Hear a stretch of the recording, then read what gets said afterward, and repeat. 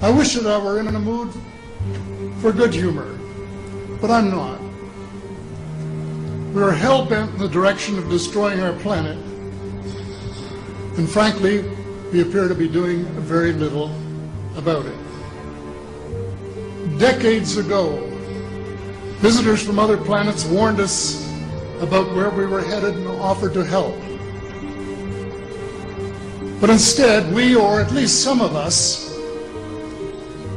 interpreted their visits as a threat and decided to shoot first and ask questions after. The inevitable result was that some of our planes were lost, but how many were due to retaliation and how many were as a result of our own stupidity is a moot point. They, the military, must have been and still are so paranoid that they feel it necessary to use the visitors' technology to fight them off, rather than welcome them as partners in development. Though they may have seconded a few renegades to assist them in what can best be viewed as diabolical developments. Stephen has said that talking about UFOs is passé, and that we should be talking or limiting our talk to exopolitics. Well, Stephen, I agree with you in theory, but in reality we have a problem when official U.S. policy insists that UFOs don't exist. The veil of secrecy must be lifted, and it has to be lifted now, before it is too late. It is ironic that the U.S. should be fighting monstrously expensive wars in Iraq and Afghanistan, allegedly to bring democracy to those two countries, when it itself can no longer legitimately claim to be called a democracy, when trillions, and I mean thousands of billions of dollars have been spent on projects about which both the Congress and the Commander-in-Chief have been kept deliberately in the dark.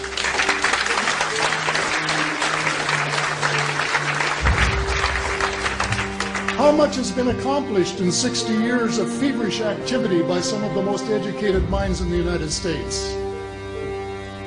Has America developed flying saucers that are visually indistinguishable from the visitors, as alleged? And if so, what do they propose to do with them? Even more critical, what progress has been made in the development of clean energy sources that could conceivably replace fossil fuels and save the planet from becoming a veritable wasteland? Well, who has the answers? Someone does, but apparently they aren't telling either secretaries of defense or presidents because they don't have, quote, a need to know. In a story told by Dr. Stephen Greer, President Clinton was asked a question by White House reporter Sarah McClendon about why he didn't do something about disclosure. And Clinton replied, "Sarah, there's a government inside the government, and I don't control it." Excuse me, doesn't the Commander-in-Chief and the person who allegedly has their finger on the nuclear trigger have a right to know what his subordinates are doing? The people of the United States who have paid the bills have the right to know. The people of the world demand to know because it is our descendants too whose lives are in mortal danger. It is time for the people of the United States to launch a new war against the evil of lies, deceit, and darkness, and go all out to win the victory of truth and transparency and light.